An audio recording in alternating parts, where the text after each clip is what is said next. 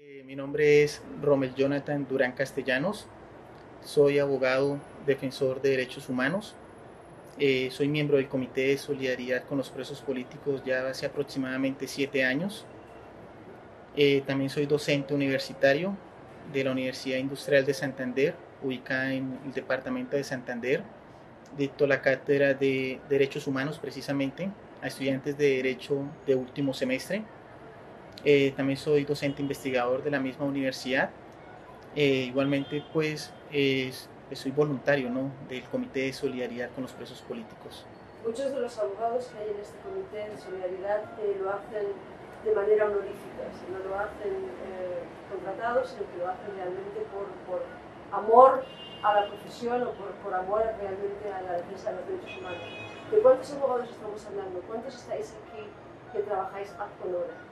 Pues nosotros desde la seccional Santander del Comité de Solidaridad con los Presos Políticos, nuestro equipo de trabajo principalmente consta de alrededor de 7 personas, de los cuales 6 son abogados y una persona es psicólogo.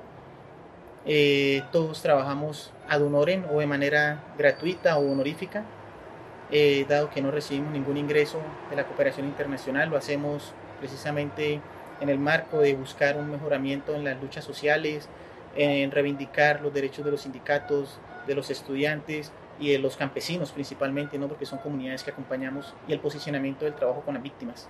El Comité de Solidaridad con los Presos Políticos, evidentemente en el propio nombre se indica cuál es realmente el grupo principal de vuestro trabajo, que son los presos políticos. ¿Es el único o tenéis otros campos de actuación? No, pues el comité, como su nombre muy bien lo dice, la principal labor, digamos, del trabajo del Comité de Solidaridad es la defensa de presos políticos, en este caso obviamente campesinos, estudiantes, sindicalistas y hasta los mismos defensores de derechos humanos que son judicializados por el Estado colombiano.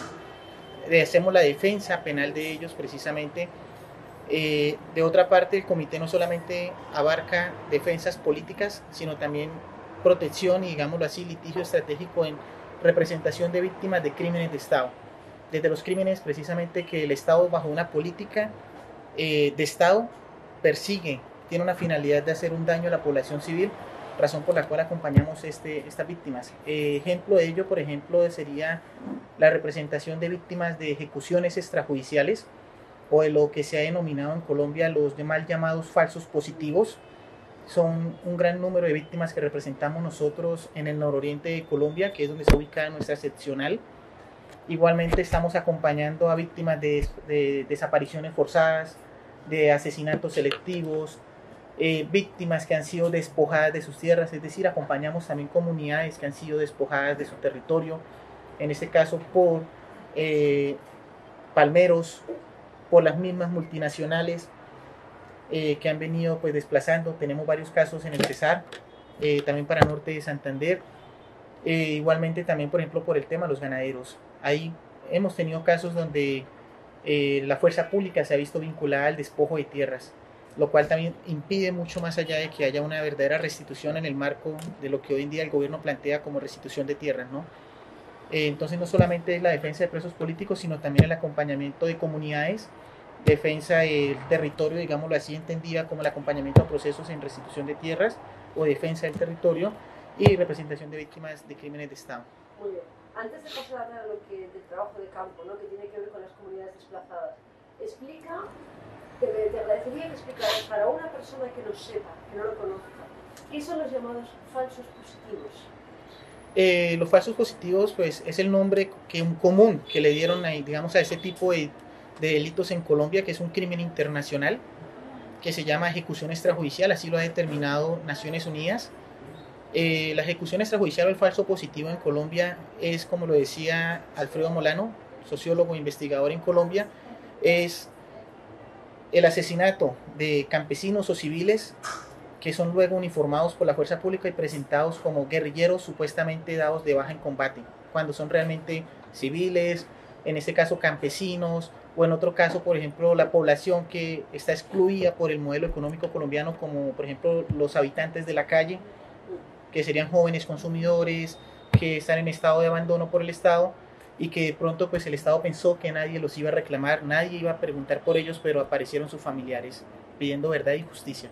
Pues el falso positivo lo que enmascara es eso, es cómo asesinan a un civil y lo presentan como guerrillero dado de baja en combate en el marco de un conflicto que no se dio, digamos, esa baja nunca fue en el marco de un conflicto. Ahí, vosotros manejáis más o menos cifras de cuántas personas han podido ser ejecutadas extrajudicialmente para luego ser pues la Coordinación Colombia-Europa, que es una organización que está, Colombia-Europa-Estados Unidos, perdón, que está en Colombia. Con ellos más o menos se ha venido documentando y con otras organizaciones de derechos humanos, y lo que hemos visto es más o menos alrededor de más de 3.000 casos de ejecuciones extrajudiciales. El número, pues esos son de los casos que han sido denunciados y de los cuales pues hay, digamos, investigaciones, es decir, la Fiscalía adelanta un proceso penal en contra de estas personas o está investigando por lo menos los hechos de la muerte, pero creemos que hay muchos más casos que no han sido denunciados. Actualmente, a pesar de ser hoy el año 2015, todavía se siguen presentando casos de falsos positivos. Ya no en la misma proporción, pero se siguen presentando obviamente, porque cada día en lo que nos hemos dado cuenta por parte del ejército, en este caso los gaulas especializados del ejército, han en cierta forma logrado mejorar sus técnicas, ¿no? de hacer ese tipo de delitos. Pero más o menos podríamos hablar de más de 3.000 casos. Vosotros realizáis también un trabajo muy importante de campo. Vais a las comunidades, exactamente para ofrecer talleres, para informarles de caso de que tengan problemas con la justicia, qué derechos tienen. ¿Qué función cumplís en el trabajo de campo? Nuestro trabajo de campo es un acompañamiento. No llamamos trabajo de campo, yo creo que hay que empezar a precisar, se llama ese acompañamiento. Ese acompañamiento que nosotros hacemos es un acompañamiento integral, es decir, no solamente es jurídico, sino también lo es lo político y también lo organizativo con las comunidades. En tal sentido, pues con las comunidades, el acompañamiento que hacemos a terreno o a campo, lo que buscamos es generar que las mismas comunidades o empoderarlas de sus derechos, de qué, por ejemplo, herramientas jurídicas tienen ellos para poder defender sus derechos y denunciar precisamente las arbitrariedades o los abusos que el Estado colombiano a través de sus organismos, ya sean civiles o militares, puedan estar transgrediendo. Entonces el trabajo que hacemos en campo es precisamente en el acompañamiento, es un trabajo preventivo. En este caso, pues, qué hacer, por ejemplo, en caso de una detención, ante quién acudir, qué derechos tiene la persona. De otra parte, el trabajo de denuncia. Y de otra parte, pues obviamente ya el acompañamiento como tal en lo que tiene que ver con acciones jurídicas directamente con los casos que allí se logran hacer. Aparte de ello, pues también el acompañamiento pues implica formación. Entonces es algo muy fundamental para nosotros, y es que las comunidades precisamente que nosotros acompañamos son comunidades organizadas, comunidades que hacen parte de un proceso social, que no están solitas ni están sueltas, sino están en un proceso, digamos, de construcción y del fortalecimiento organizativo que se vio dañado o exterminado casi que con la arremetida paramilitar y el ejército al tratar de acabar con el movimiento social en Colombia. Entonces es un poco ese trabajo de información, en prevención y en denuncia que hacemos en los acompañamientos que hacemos. ¿Cuántas comunidades cubrís o intentáis apoyar en estos acompañamientos? ¿De cuántas estamos hablando para alguien que no lo sepa?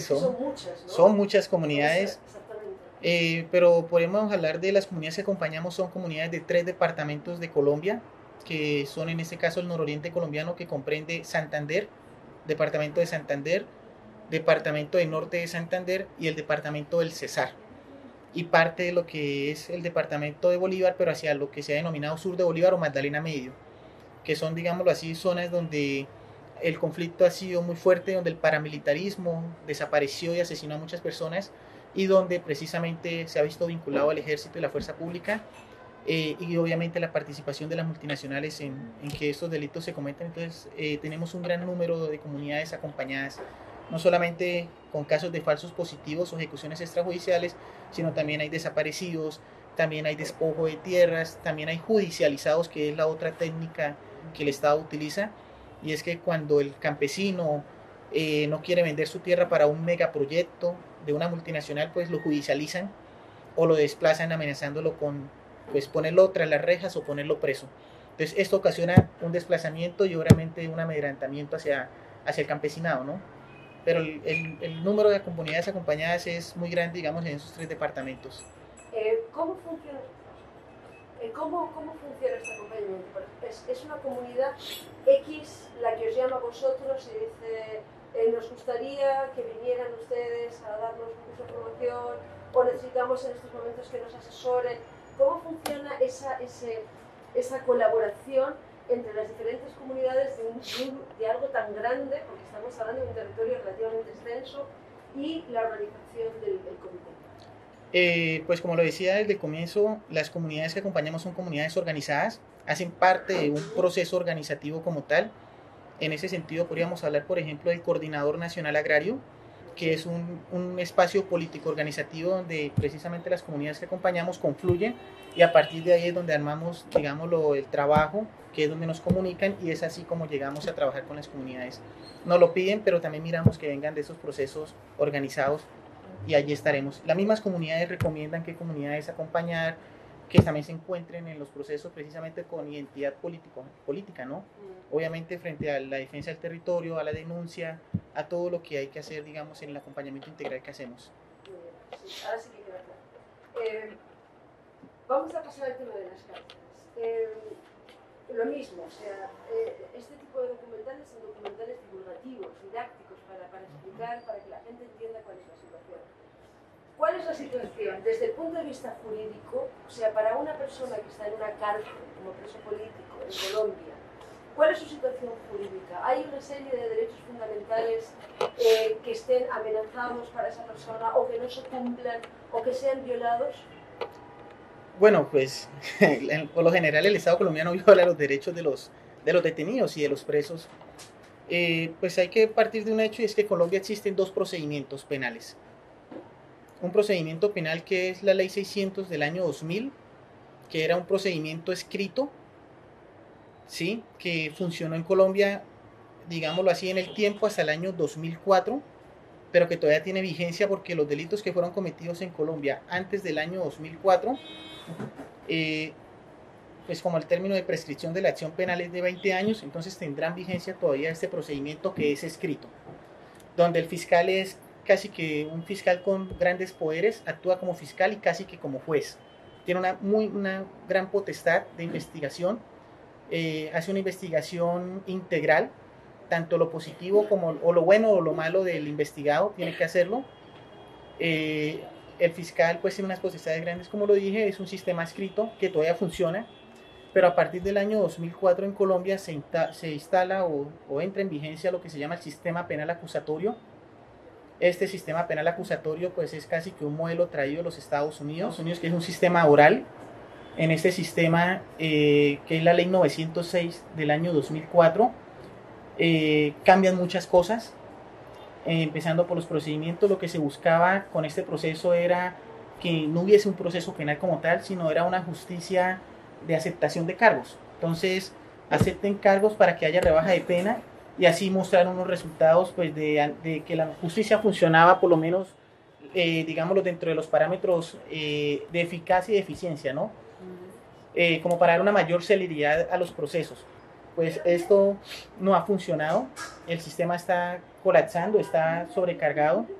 A través de esto pues se han venido cometiendo muchas irregularidades para los procesados, empezando por la defensoría pública, donde muchos defensores públicos lo que buscan o hacen es asesorar a su defendido o a su apoderado y decirle que acepten cargos.